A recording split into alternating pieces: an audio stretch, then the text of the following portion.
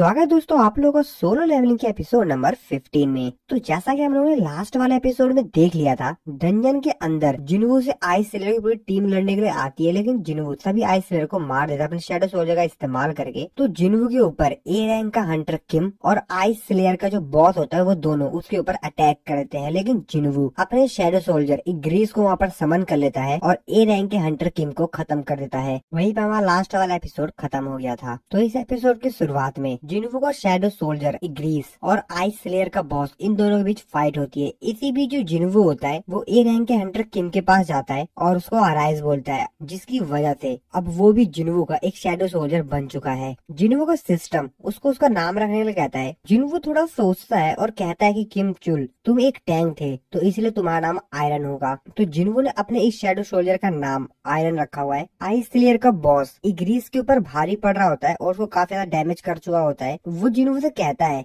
कि तुमको क्या लगता है कि तुम मेरे को एक सोल्जर के बलबूते पर रोक पाओगे? जिन्वू से कहता है अरे नहीं, बिल्कुल नहीं। आइस स्लेयर का बॉस आयरन को देखते हुए कहता है, ओह तो लगता है यहाँ पर तुमने भी फाइट को ज्वाइन कर लिया, तो ठीक है मैं सबसे पहले तुमको ही मारता हूँ। और वो सबसे पहले जाकर सीधा अटैक करता है आयरन के ऊपर और फिर यहाँ पर इन दोनों के बीच फाइट शुरू हो जाती है। आइस स्लेयर का बॉस कहता है कि तुमको क्या लगता है कि तुम मेरे से जीत जाओगे? नहीं, तुम मेरे से बिल्कुल भी जीत सकते हो, तुम तो मेरे सामने खड़े भी नहीं हो पाओगे। जिन्वू से कहता है कि चलो ठीक है, तो इसके जैसे 3 कैसे रहेंगे? और फिर जिन्वू यहाँ पर अपने और भी शैडो सोल्जर को यहाँ पर समन कर लेता है। बाकी सभी जो जिन्वू की टीममेट्स होते हैं वो ये देख के काफी ज्यादा हैरान होते हैं। जिन्वू की सिस्टर जो फ्रेंड होती है वो हिजिन से पूछती है कि क्या हंटर अक्सर ऐसे ही फाइट करते रहते हैं? जिस पर वो कहती है कि नहीं, मेरे को भी नहीं पता, और जहाँ तक मैंने एग्जाम दिया था उसमें कुछ ऐसा तो बताया भी नहीं था, और यहाँ पर ये सब कुछ चल रहा है, मैंने इससे पहले ना तो इसके बारे में कभी सुना है और ना ही कुछ ऐसा देखा है। तभी दूसरा टीममेट कहता है कि मेरे को लग रहा है कि शायद हम लोग सबके साथ सपना देख रहे हैं। तो वो लोग ऐसा इसीलिए कह रहे होते हैं कि जिन्वू ने जिस तरीके से अपने शैडो सोल्जर को समन किया होता है वो सभी लोग ये सब पहली बार देख रहे होते हैं, और इसीलिए ये सब कुछ उन लोगों को सपने ऐसा लग रहा होता है।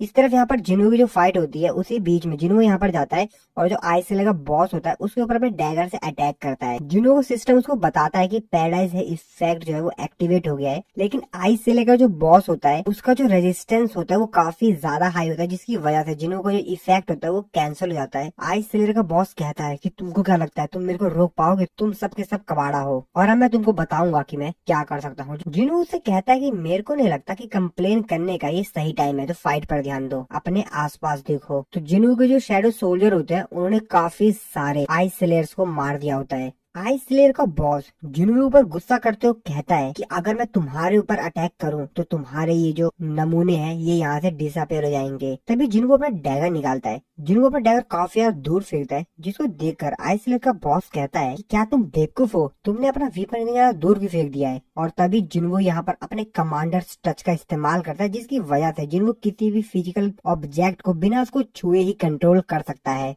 तो जिन्वू ऐसा ही करता है, उसने जो डैगर काफी दूर फेंका होता है उस डैगर को अपने इस स्किल का इस्तेमाल करके आइस स्लेयर का जो बॉस होता है उसके ऊपर अटैक करता है। आइस स्लेयर का बॉस उस चीज को डॉज कर लेता है, लेकिन तभी पीछे से जिन्वू का शैडो सोल्जर आयरन आ जाता है और उसको पकड़ लेता है। लेकिन आइस स्लेयर का बॉस कहाँ मानने वाला था, वो भी यहाँ पर पूरी ताकत लगाता है और उसे छूट जाता है। जिन्वू और उसके बाकी सभी शैडो सोल्जर के ऊपर गुस्सा करते हुए कहता है कि तुम बास्टर्ड, तुमको तो मैं छोड़ूंगा नहीं, मैं तुम सबके सबको मार के रख दूंगा। लेकिन तभी जिन्वू यहाँ पर अपनी हाइडिंग एबिलिटी का इस्तेमाल करके उसके एकदम क्लोज आता है और उसके ऊपर अपने डैगर से अटैक कर देता है। जिन्वू से कहता है कि ऐसा लगता है कि ये सब कुछ अब खत्म हो गया है, जिस पर आइस स्लेयर का बॉस उसके ऊपर चिल्लाते हुए कहता है कि तुम्हें क्या लगता है, तुम्हें क्या लगता है ये सब कुछ खत्म हो गया है? और तभी पीछे से आयरन भी आता है और वो आइस स्लेयर बॉस के ऊपर अटैक कर देता है। जिन्वू से कहता है कि देखा, मैंने तुमसे कहा था ना ये सब कुछ अब खत्म हो गया है। और आइस स्लेयर का जो बॉस होता है वो भी यहाँ पर खत्म हो जाता है, क्योंकि जिन्वू का सिस्टम होता है उसको बताता है कि तुमने इस डंजन के बॉस को हरा दिया है, तुम्हारा लेवल अप हो गया है।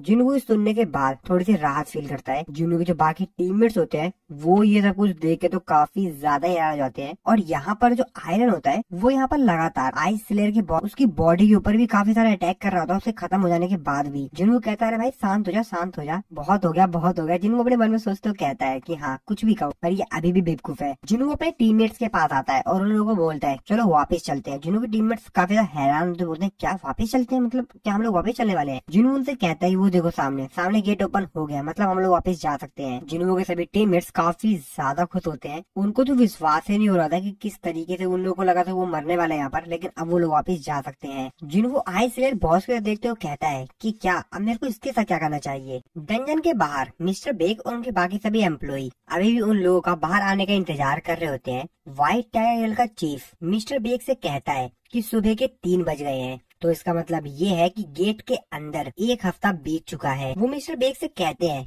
कि वैसे मेरे को लगता है कि सर आपको अब यहाँ पे चले जाना चाहिए, काफी ज्यादा रात हो चुकी है, मैं यहाँ पर रहूंगा और यहाँ पर खड़े रहकर सब कुछ देखभाल मैं कर लूंगा। मिस्टर बेक उनसे कहते हैं कि आखिरकार तुमने मेरे से ये एक्सपेक्ट भी कैसे कर लिया। मेरे गिल्ड के मेंबर्स इस डंजन के अंदर ट्रैप्ड हो गए और मैं अपने घर चला जाऊं, मैं सुबह तक यहाँ पर उन लोगों का इंतजार करूंगा। तभी वो लोग देखते हैं कि डंजन के अंदर गेट अपेयर हो रहा है, यानी कि बाहर कोई आ रहा है। वो ये देखकर काफी ज्यादा हैरान होते हैं। मिस्टर बेक अपने मन में सोच रहे होते हैं कि ये सब कुछ किम चुल ने किया, यानी कि किम चुल ने पूरे डंजन को क्लियर कर दिया। वो काफी ज्यादा एक्साइटेड होते हैं, लेकिन जब वो देखते हैं कि बाहर तो किम चुल आए नहीं, बस थोड़े बहुत हंटर्स आए हैं। सभी लोग हंटर्स को बाहर आते हुए देखकर काफी ज्यादा खुश होते हैं, लेकिन व्हाइट टाइगर गिल्ड का जो चीफ होता है वो तो अपने मन में सोच रहा होता है कि सांग जिन वू कहाँ है। फाइनली सांग जिन वू भी वहाँ से बाहर आता है। उसको देखने वालों को कहता है कि जैसा कि मैंने सोचा था। मिस्टर बेग उन लोगों से पूछते हैं कि किम चुल कहाँ पर है, गेट तो डिसअपेयर हो गया, क्या सिर्फ तुम ही 4 लोग सर्वाइवर्स हो। हीजिन उसको बताते कि हाँ सर हम ही लोग बचे हैं। मिस्टर बेग काफी ज्यादा हैरान होते, तो कहते हैं क्या सिर्फ लो रैंक के हंटर बाहर आए हैं, एक भी ए रैंक का हंटर वापिस ही नहीं आ सका, ऐसा कैसे सकता है। वो अपने मन में सोचते हो, कहते हैं कि आखिरकार गेट के अंदर हुआ क्या है। मिस्टर बेग सांजिन वू को देखते हैं, वो काफी ज्यादा हैरान होते हैं कि क्या सब लोग इसी की बात कर रहे थे। जिसके बाद वो सांजिन वू के पास जाते हैं। वो जिनवू के पास जाने के बाद उससे बोलते हैं कि सुनो एक सेकंड, मेरे को तुमसे कुछ बात करनी थी।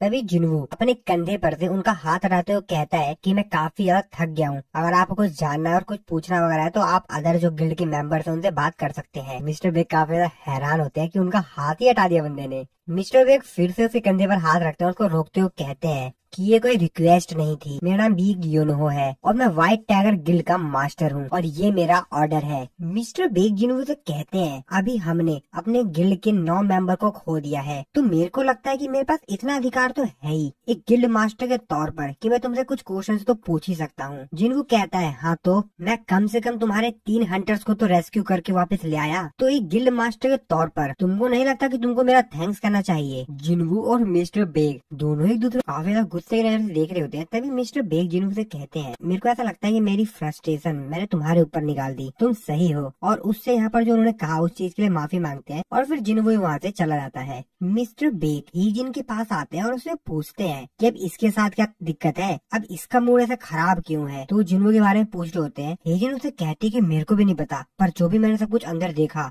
वो काफी ज्यादा ही अजीब था, इसने डंजन के बॉस को हरा दिया। तभी व्हाइट टाइगर गिल्ड का चीफ भी वहाँ पर आता है और वो मिस्टर बेग से कहता है कि सॉरी, उसके लिए मैं आपसे सॉरी बोलना चाहूंगा, वो सिर्फ अभी थका हुआ है, वो बुरा इंसान नहीं है। मिस्टर बेग उसे कहते हैं कि इशू ये नहीं है, तुमने अभी तक इसको रिक्रूट क्यों नहीं कर पाए, कि जल्दी करो और उसको रिक्रूट करो। चीफ उसे कहते हैं कि मैं अपना बेस्ट दे रहा हूँ सर। मिस्टर बेग उसे कहते हैं कि ये इनफ नहीं है, तुमको उसको रिक्रूट कर लेना चाहिए जल्द से जल्द, मैं तुमको हर प्रकार का सपोर्ट दूंगा जो भी तुमको चाहिए, और इस इंसान को किसी भी हालत में हमारे गिल्ड में ज्वाइन करवाओ। दूसरी तरफ हम लोग जिन्हू को देखते हैं कार में बैठकर घर वापस जा रहा होता है। तो जिन्हू डंजन के अंदर का एक सीन याद कर रहा होता है। तो एक्चुअल में जिन्हू जो था, तो वो जो डंजन का बॉस आइस स्लेयर था, उसकी शैडो को एक्सट्रैक्ट करने की कोशिश कर रहा था, यानी कि उसको भी अपने शैडो सोल्जर में ऐड करने की कोशिश कर रहा था, लेकिन वो फेल हो जाता है। जिन्हू अपने मन में सोचते हो कहता है कि शायद मेन जो डिफरेंस था वो हमारी स्ट्रेंथ का था। ये कितनी ज्यादा बेकार बात है ना, मैं कुछ भी नहीं कर पाया। तो दोस्तों एक्चुअल में जिन्हू ने आइस स्लेयर का जो बॉस था उसकी शैडो को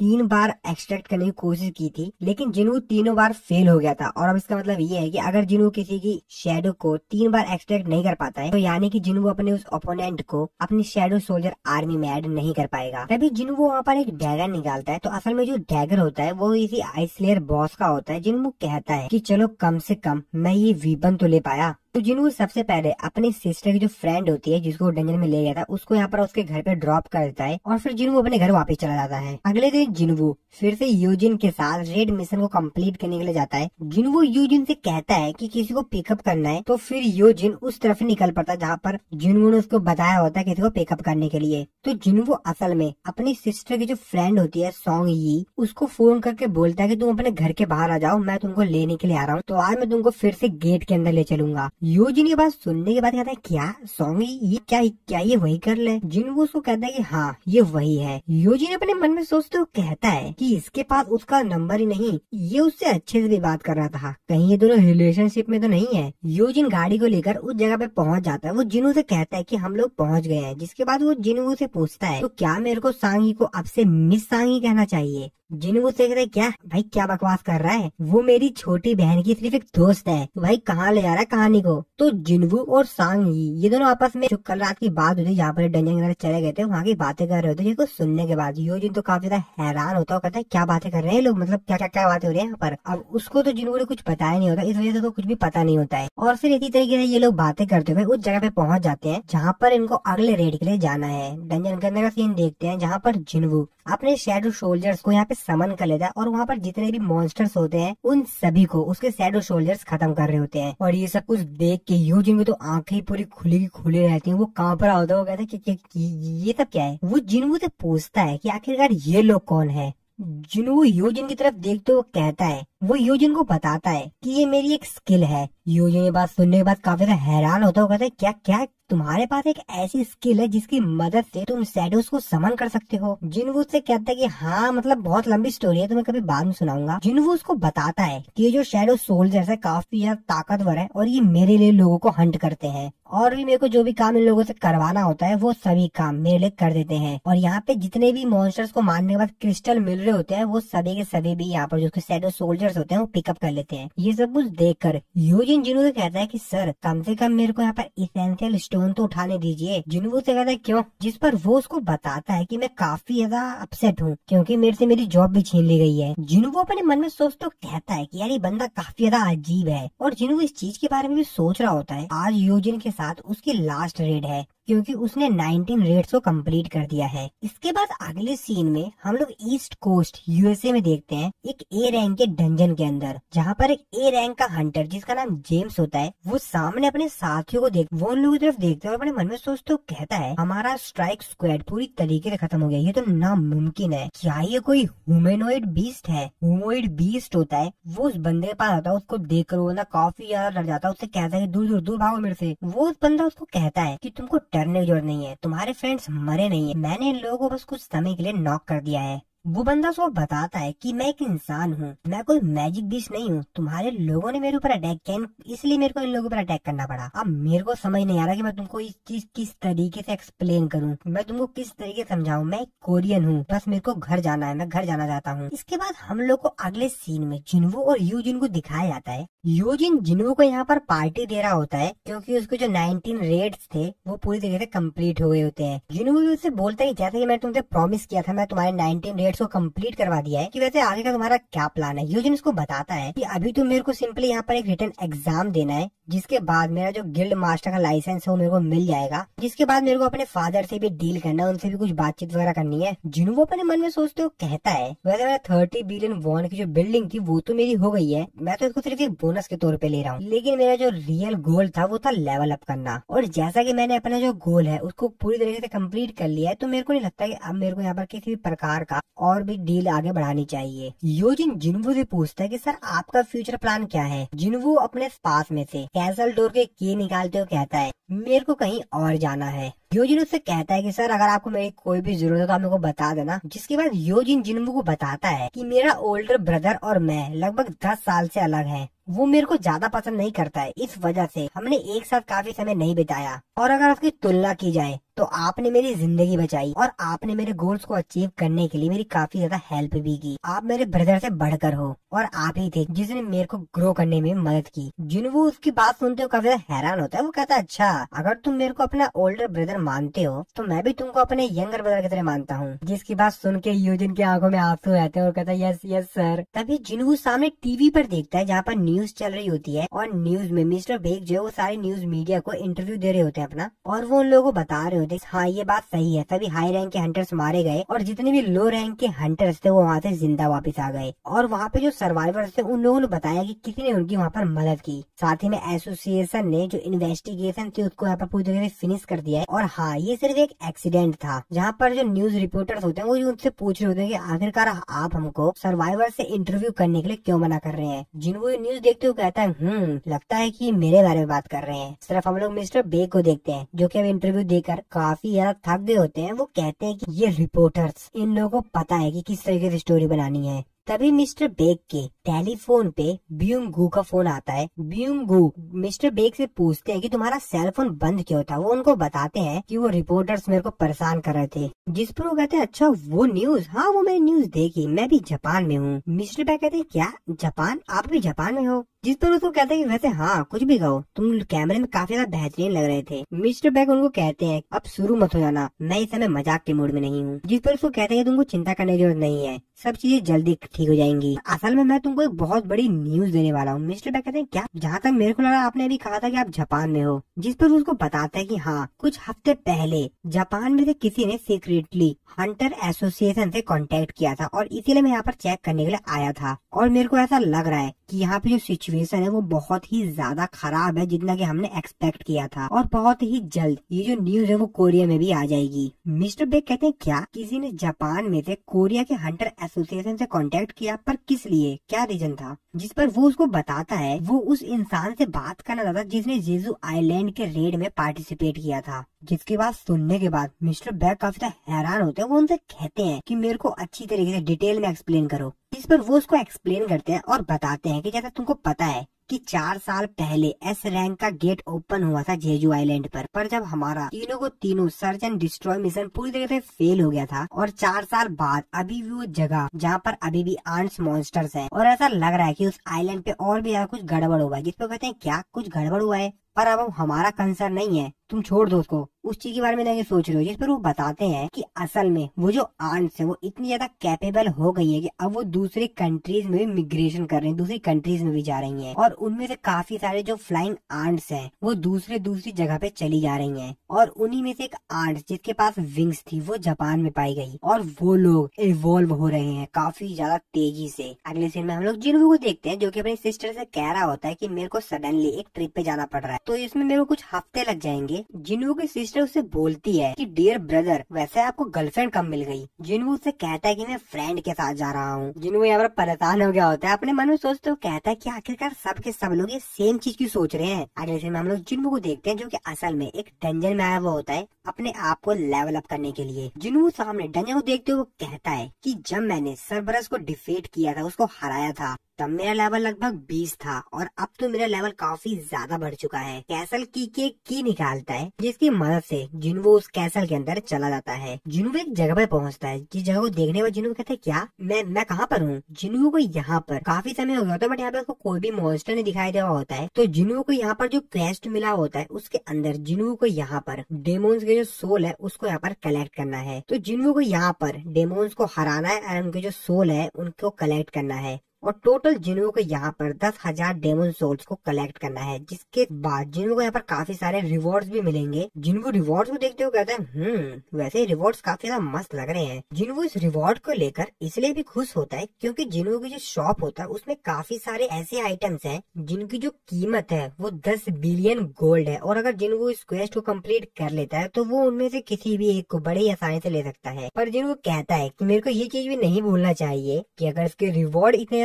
अमेजिंग है तो इसका मतलब ये है कि ये जो क्वेस्ट है वो तो और भी ज्यादा हार्डर होने वाला है, काफी ज्यादा कठिन होने वाला है। पर अभी तक मेरे को यहाँ पर एक भी बीस्ट नहीं दिखाई दिया है। और तभी जिन्हों के सामने जो डोर होता है उसको जिन्हों जैसे ओपन करता है, वो सामने का नजारा देखकर काफी ज्यादा हैरान होता है। वो कहता है क्या क्या ये कोई फील्ड टाइप डंजन है। सो असल में ये जो डंजन होता है वो पूरी तरीके से खंडर जगह होती है, जहाँ पर बड़ी बड़ी बिल्डिंग्स होती है और पूरी तरीके से पूरी खंडर हो गई होती है। और इसलिए जिन्हों को ये जो डंजन थोड़ा सा अजीब लग रहा होता है। जिन्हों अपने मन में सोचते हो कहता है कि जैसा कि मेरे को 10,000 डेमोन्स के सोल को कनेक्ट करना है, तो इसका मतलब ये है कि कम से कम 10,000 मैजिक बीस्ट तो है ही इस कैसल के अंदर। और तभी जिन्हों देखते हैं उसके सामने काफी सारे डेमोन बीस्ट जाते हैं। जिन्हों को सिस्टम जिन्हों को बताता है कि एक डेमोन को हराने के बाद आपको सिर्फ एक ही सोल मिलेगी, और अगर आप किसी ऐसे डेमोन को हराते हो जिसके पास मल्टीपल सोल है, तो उसके लिए आपको इस कैसल के अपर लेवल पे जाना होगा। जिनको कहता है वैसे तो मैं सभी लोग कह कर आया हूँ कि मैं एक हफ्ते के लिए एक लंबी ट्रिप पे जा रहा हूँ, तो मेरे पास काफी समय है। और उन लोगों पर अटैक करता है। काफी सारे डेमोन बीस्ट को मारने के बाद जिन्वो को काफी सारे एक्सपीरियंस पॉइंट मिलते हैं। जिन्वो भी कहता है तो अब तो मजा आने वाला है। इसके बाद अगले सीन में हम लोग यूजिन और उसके फादर को देखते हैं। यूजिन अपने फादर के पास गिल्ड मास्टर का लाइसेंस और रेड के रिकॉर्ड्स लाकर उनको दिखाता है। उसके फादर उसे बोलते हैं अच्छा तो तुम गिल्ड मास्टर बनना चाहते हो। यूजिन उसको बताता है कि हाँ। यूजिन अपने मन में सोचते हुए कहता है कि मेरे को ये चीज समझ नहीं आती कि आखिरकार क्यों मेरे फादर मेरे और मेरे ब्रदर के बीच में किसी एक को डिसाइड नहीं कर पा रहे हैं। यूजिन अपने फादर से कहता है कि आपको ये बात पता ही होगी फादर कि हम गिल्ड मास्टर की पोजीशन किसी स्ट्रेंजर को नहीं दे सकते हैं। यूजिन के फादर कहते हैं कि बहुत हुआ, मैं तुमको यहाँ पर किसी से मिलाना चाहता हूँ। यूजिन हैरान होते हुए कहता है क्या किसी से मिलाना चाहते हैं। और इसी सीन के साथ हमारा ये वाला जो एपिसोड है यहाँ पर खत्म हो जाता है। तो अगले सीन में हम लोग देखेंगे कि यूजिन के फादर उसको किससे मिलाना चाहते हैं, साथ ही में यहाँ पर क्या बातचीत होगी, साथ ही में जानेंगे कि जिन्हों डंजन के अंदर कितना ज्यादा लेवल अप कर रहा है। तो वो तो हम लोग देखेंगे नेक्स्ट एपिसोड में। नेक्स्ट एपिसोड को देखेंगे दोस्तों। चलो सब्सक्राइब नहीं किया है तो कर लेना। बाकी वीडियो अच्छी लगी वीडियो लाइक कर देना।